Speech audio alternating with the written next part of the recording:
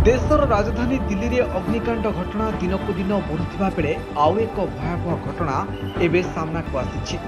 दक्षिण दिल्लीर पस अंचल मालवीय नगर एक प्रतिष्ठित रेस्टोरेंट रे भीषण अग्निकांड घटी अंचल को भयभीत कर दुर्घटन में वर्तमान सुधा 20 जनकर मृत्यु होता सूचना मिलता बेले 25 रु अधिक लोके आहत होती।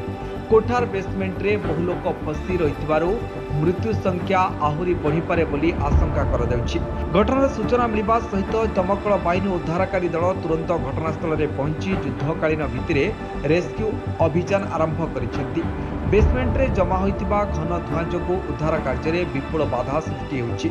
ऑक्सीजन मास्क सहायतार अग्निशम कर्मी फसिथिबा लोकों को बाहर करिबारे लागिछन्ति।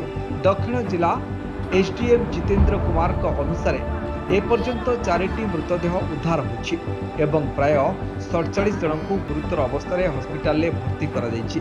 से आउरी कहिसेंति जे किछि लोक जीवन बंचाइबा पई उच्च महलारू माट्रेस उपरकू डेइथिले। एई घटना सह दिल्ली रे पछ किछि दिन धरी अग्निकांड घटना बढ़ुवा देखा जाउछि।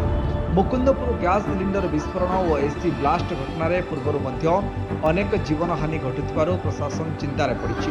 वर्तमान घटनास्थल में उद्धार कार्य जोरदार भाव चली एवं प्रशासन संपूर्ण परिस्थिति उपरे नजर रखिछि। Bureau report news alert 24/7।